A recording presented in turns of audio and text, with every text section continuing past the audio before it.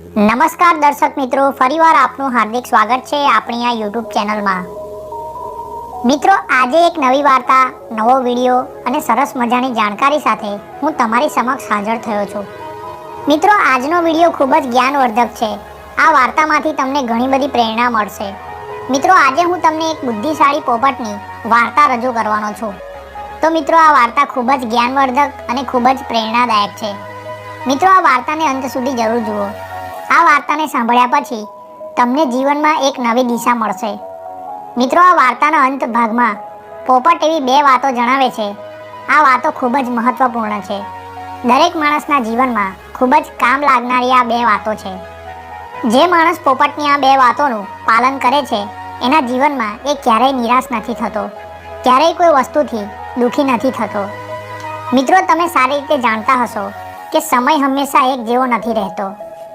સમય ક્યારે બદલાઈ જાય, ક્યારે કોઈનું નસીબ બદલાઈ જાય, ક્યારે કોણ રાજાથી ભિખારી અને કોણ ક્યારે ભિખારીમાંથી રાજા બની જાય. પ્રિય મિત્રો, સમય ક્યારેય એક જેવો નથી રહેતો. એટલા માટે માણસે ક્યારેય હિંમત ના હારવી જોઈએ, નિરાશ ના થવું જોઈએ. મિત્રો, આજની આ વાર્તામાંથી તમને એવું જ શીખવા મળશે કે માણસને ક્યારેય દુઃખી ના થવું જોઈએ. જ્યારે વ્યક્તિ ઉપર મોટું સંકટ આવી જાય અને વ્યક્તિને એવું લાગવા માંડે કે હવે કોઈ રસ્તો નથી, ચારે બાજુથી રસ્તા બંધ થઈ જાય, ચારે દિશામાં કોઈ ઉમ્મીદ ના હોય, હવે રસ્તો મળવો ખૂબ જ કઠિન છે, તો મિત્રો આવી પરિસ્થિતિમાં તમે શું કરશો અને તમે શું નહીં કરો? મિત્રો, આ જ વસ્તુ આ વાર્તામાં તમને જાણવા મળશે. મિત્રો, મુસીબત તો દરેક માણસના જીવનમાં આવે છે. દરેક સુખ પછી દુઃખ આવે છે અને આ દુઃખ પછી સુખ આવે છે, ખુશીઓ આવે છે. પણ મિત્રો, જ્યારે દુઃખ આવે છે ત્યારે માણસ તૂટી જાય છે, જીવનની બધી જ ઉમ્મીદો છોડી દે છે, પોતાના જીવનથી હતાશ થઈ જાય છે. આવા દુઃખમાંથી બહાર આવવા માટે, છુટકારો મેળવવા માટે એવું શું કરવું જોઈએ? તો આ બધી જ જાણકારી તમને આ વિડીયો દ્વારા મળશે. મિત્રો, વાર્તામાં તમે પૂરી રીતે ખોવાઈ જાઓ એ પહેલાં જણાવી દઉં કે જો હજુ સુધી તમે આ ચેનલને સબસ્ક્રાઈબ ના કરી હોય તો ચેનલને સબસ્ક્રાઈબ જરૂર કરી લો.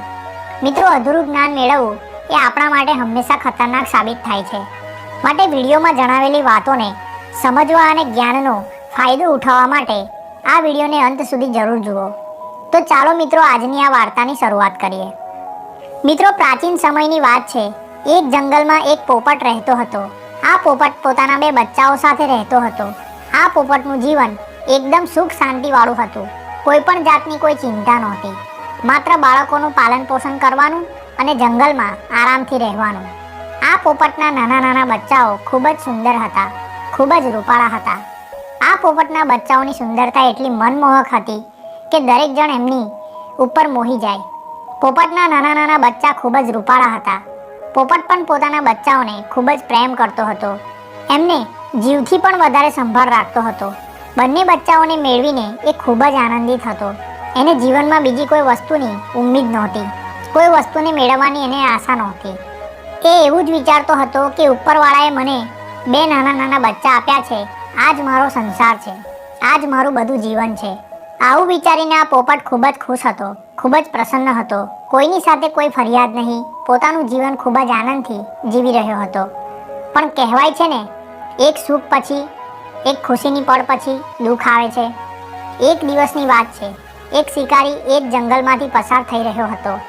ત્યારે એની નજર પેલા પોપટના નાના નાના રૂપાળા બચ્ચાઓ પર પડે છે. આ બચ્ચાઓને જોઈને આ શિકારીને આ બચ્ચાઓ ખૂબ જ ગમી જાય છે.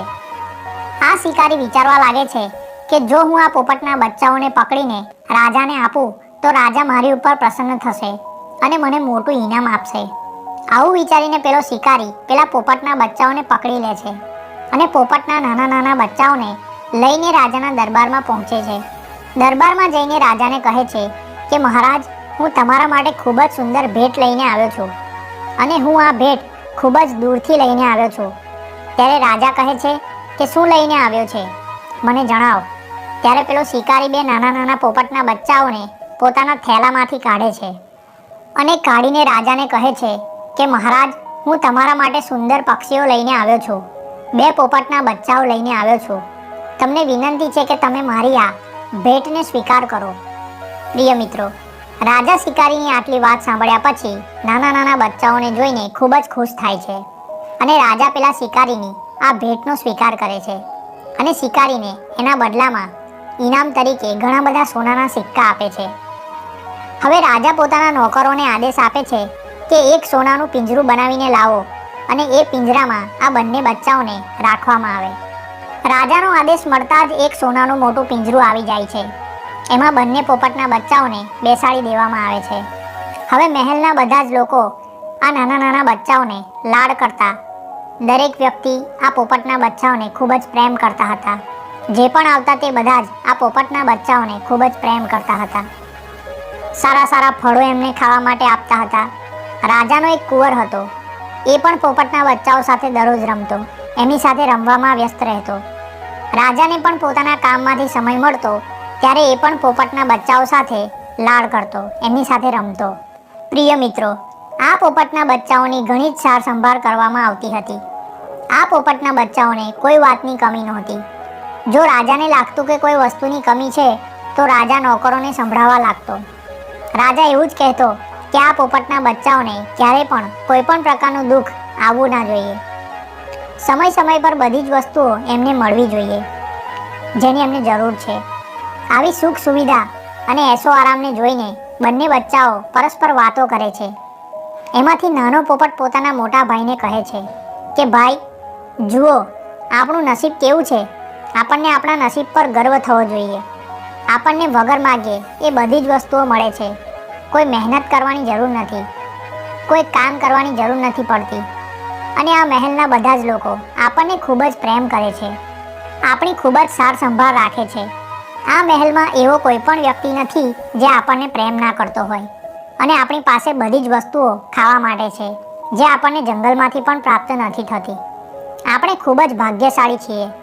ત્યારે મોટો પોપટ મોટો ભાઈ પેલા નાના ભાઈને કહે છે કે હા ભાઈ, એકદમ સાચું કહ્યું તે. આપણે ખૂબ જ નસીબદાર છીએ જે આ રાજમહેલમાં આપણને લાવવામાં આવ્યા. અને રાજાના આટલા બધા નોકરો દિવસભર આપણી સેવા ચાકરી કરે છે, એટલે આપણે આપણા ભાગ્ય પર, નસીબ પર ગર્વ થવો જોઈએ. અને બીજું કે રાજાનો નાનો કુંવર પણ આપણી સાથે દિવસભર રમે છે અને આપણું ખૂબ જ ધ્યાન રાખે છે. બંને પોપટના બચ્ચાઓ આ પ્રકારની વાતો કરે છે અને બંને પોતાના ભાગ્યને, પોતાના ભગવાનને, પોતાના માલિકને ધન્યવાદ કરે છે અને પોતાના નસીબ પર, પોતાના ભાગ્ય પર ગર્વ કરે છે. પણ કહેવાય છે ને મિત્રો કે સમય એક જેવો નથી રહેતો. હવે થોડા દિવસો પસાર થયા પછી એ જ શિકારી રાજાના મહેલમાં આવે છે. એક દિવસ એ એક કાળો વાંદરો લઈને આવે છે અને રાજાને કહે છે કે મહારાજ, આજે ફરી હું તમારા માટે ખૂબ જ દૂરથી ભેટ લઈને આવ્યો છું. મહારાજ, જો તમે મારી આ ભેટનો સ્વીકાર કરશો તો મારું તો જીવન જ ધન્ય થઈ જશે અને તમારી ઘણી કૃપા થશે. ત્યારે રાજા શિકારીને કહે છે કે આજે કઈ ભેટ લઈને આવ્યો છે? ત્યારે પેલો શિકારી એક કાળા રંગનો વાંદરો રાજાની સમક્ષ હાજર કરે છે અને રાજાને કહે છે કે મહારાજ, આ ખૂબ જ સમજદાર વાંદરો છે. આ કોઈ જેવો તેવો સામાન્ય વાંદરો નથી. તમે મારી આ ભેટનો સ્વીકાર કરો. ત્યારે રાજા પેલા શિકારીના આ વાંદરાની ભેટનો પણ સ્વીકાર કરે છે અને આ શિકારીને ઇનામ તરીકે ઘણા બધા સોનાના સિક્કા આપે છે. ત્યારે પેલો શિકારી સોનાના સિક્કા લઈને રાજાને પ્રણામ કરીને જતો રહે છે. પ્રિય મિત્રો, હવે જેવો રાજાના મહેલમાં આ કાળો વાંદરો આવે છે તો રાજાના બધા જ નોકર ચાકર પેલા કાળા વાંદરાની સેવા ચાકરી કરવામાં લાગી જાય છે. બધા જ લોકો કાળા વાંદરાની સાર સંભાળ કરવા લાગી જાય છે, વાંદરાને સ્નેહ કરવા લાગી જાય છે. અને ધીરે ધીરે પેલા પોપટના બચ્ચાઓથી બધાનું ધ્યાન હટી જાય છે. કોઈ પણ વ્યક્તિ પોપટના બચ્ચાઓનું ધ્યાન નથી રાખતા, એમની સાર સંભાળ નથી રાખતા. હવે બધા જ લોકો પેલા કાળા વાંદરાની સેવા ચાકરીમાં લાગી જાય છે. બધા લોકો પેલા કાળા વાંદરાને લાડ કરવા લાગી જાય છે. આ પોપટના બચ્ચાઓનું કોઈ ધ્યાન નથી રાખતું. હવે તો રાજાનો કુંવર પણ કાળા વાંદરા સાથે રમવા લાગી જાય છે. કાળા વાંદરા સાથે જ રમે છે, એની સાથે જ પોતાનો સમય પસાર કરે છે. રાજા પણ કાળા વાંદરાની સાર સંભાળ વધારે રાખે છે, એની સાથે રમે છે, એની સાથે મસ્તી કરે છે. મિત્રો, આ કાળો વાંદરો ખૂબ જ શરારતી હતો, ચંચળ સ્વભાવનો હતો. દિવસભર ઉછળકૂદ કરતો, આમ તેમ ફરતો તો બધા જ લોકો આ વાંદરાની પાછળ પાછળ ફરતા. આવું દ્રશ્ય જોઈને બંને પોપટના બચ્ચા પરસ્પર વાતો કરે છે. ત્યારે નાનો પોપટ મોટા ભાઈને કહે છે કે ભાઈ, આ કાળા રંગના વાંદરાએ તો આપણું નસીબ જ છીનવી લીધું છે. આ કાળા વાંદરાના મહેલમાં આવ્યા પછી કોઈ પણ વ્યક્તિ આપણી બાજુ જોતા જ નથી. કોઈ પણ વ્યક્તિ સમય પર આપણને ખાવાનું નથી આપતા. કોઈ પણ વ્યક્તિ આપણને પાણી પણ નથી પીવડાવતા. બધા જ લોકો આ કાળા વાંદરાની પાછળ પાછળ ફરે છે. હવે તો રાજાનો કુંવર પણ કાળા વાંદરાની પાછળ ફર્યા કરે છે, એની સાથે રમે છે. કોઈ પણ આપણી પાસે નથી આવતા. હવે તો એવું લાગે છે કે આપણું નસીબ આપણાથી રિસાઈ ગયું છે. લાગે છે કે આપણું નસીબ ખરાબ થઈ ગયું છે. હવે આપણા ખરાબ દિવસો આવી ગયા છે. નાના પોપટની આટલી વાત સાંભળ્યા પછી મોટો પોપટ કહે છે કે સાંભળ મારા ભાઈ, એક પહેલી વાત હું તને કહી રહ્યો છું. મિત્રો, એને ધ્યાનથી સાંભળજો અને જીવનમાં ગમે તે જગ્યાએ રહો પણ આ વાતો પર તમે જરૂર અમલ કરજો. આ વાતો પર ખાસ ધ્યાન આપજો. ત્યારે આ મોટો પોપટ નાના પોપટને કહે છે કે મારા ભાઈ, સમય હંમેશા એક જેવો નથી રહેતો. ક્યારે કોનો સમય બદલાઈ જાય કોઈ જ નથી જાણતું. સમય ક્યારે પોતાનો વળાંક લેશે આ વાતને કોઈ નથી જાણતું. કોઈ પણ આનો અંદાજો નથી લગાવી શકતા. ક્યારે કોણ ભિખારીમાંથી રાજા બની જાય અને ક્યારે કોણ રાજામાંથી ભિખારી બની જાય. સમય હંમેશા પોતાની ગતિથી ચાલે છે, પરંતુ ક્યારે કોનું ભાગ્ય બદલાઈ જાય અને ક્યારે કોનું નસીબ ફૂટી જાય એને કોઈ નથી જાણતું. પ્રિય મિત્રો, મોટો પોપટ નાના પોપટને આ વાત કહે છે અને એને ધીરજ રાખવાનું કહે છે અને કહે છે કે મારા ભાઈ, ચિંતા ના કરીશ. સમય ક્યારે પણ કોઈનો એક જેવો નથી રહેતો. તું ચિંતા ના કરીશ. ગમે ત્યારે ફરીથી આપણો પણ આ સમય આવશે. પ્રિય મિત્રો, આટલી વાત પેલો પોપટ નાના પોપટને સમજાવે છે. હવે બંને પોપટ આ વિશ્વાસની સાથે પોતાનું જીવન વિતાવવા લાગે છે. પ્રિય મિત્રો, હવે આ રીતે એમનો સમય પસાર થાય છે.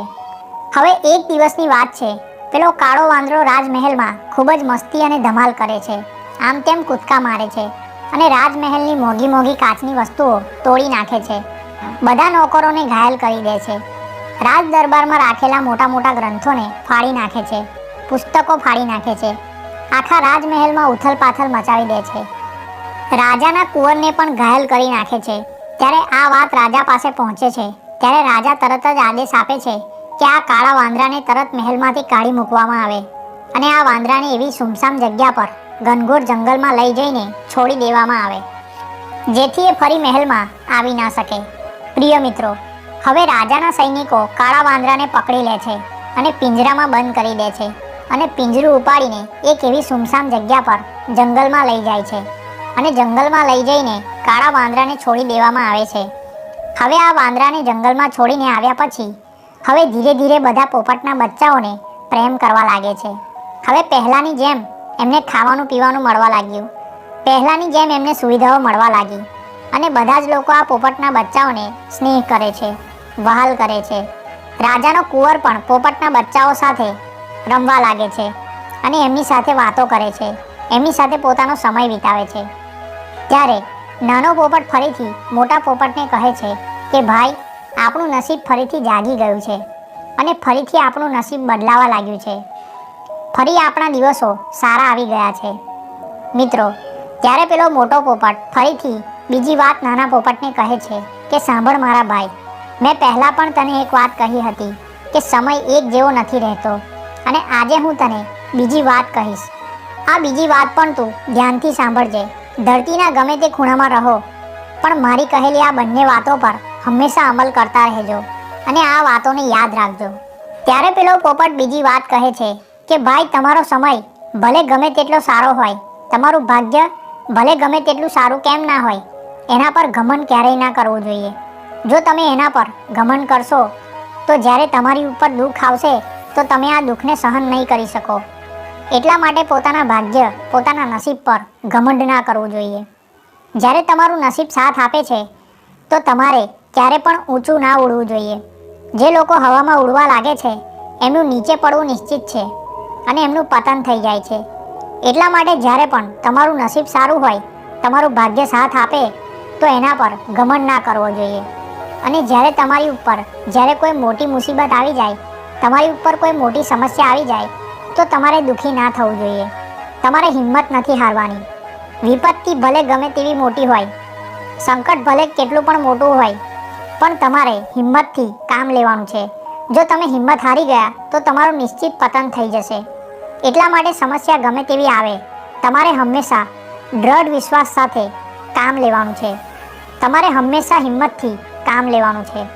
મિત્રો, મોટા પોપટ નાના પોપટને આ બે વાતો જણાવે છે અને મોટા પોપટની બંને વાત નાના પોપટને સમજમાં આવી જાય છે.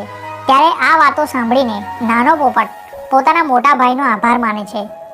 હવે આ દિવસ પછી આ બંને પોપટના બચ્ચાઓ પર ઘણા સંકટો પણ આવ્યા અને ઘણી ખુશીઓ પણ આવી, પણ બંનેએ હિંમતથી કામ લીધું. ક્યારેય કોઈ સંકટમાં બંનેએ હિંમત ના હારી અને જ્યારે વધારે સુખ આવે ત્યારે પણ વિનમ્ર થઈને રહ્યા. મિત્રો, આ કામ દરેક માણસે કરવું જોઈએ. જો તમારું નસીબ સાથ આપે છે, તમારું નસીબ સારું છે, તો મિત્રો તમારે હવામાં ના ઉડવું જોઈએ. જે લોકોને ઘમંડ આવી જાય છે એ લોકોનું પતન થઈ જાય છે. અને મિત્રો, જ્યારે તમારા પર કોઈ મોટું સંકટ આવે છે તો તમારે એ વિપત્તિનો દૃઢ વિશ્વાસ સાથે સામનો કરવો જોઈએ, હિંમત રાખીને સામનો કરવો જોઈએ. જે લોકો નિરાશ થઈ જાય છે, જે લોકો સંકટને જોઈને તૂટી જાય છે, એ લોકોનું પણ પતન થઈ જાય છે. એટલા માટે આવી પરિસ્થિતિમાં તમારે હિંમત ના હારવી જોઈએ. મિત્રો, આ વાર્તા તમને કેવી લાગી કમેન્ટ કરીને જરૂર જણાવો. વાર્તા ગમી હોય તો લાઈક કરજો. ચેનલને સબસ્ક્રાઇબ ના કરી હોય તો ચેનલ સબસ્ક્રાઇબ કરી લેજો. વિડીયોને પોતાના મિત્રો સગા સંબંધીઓને શેર કરી દેજો. વિડીયો જોવા બદલ ખૂબ ખૂબ આભાર.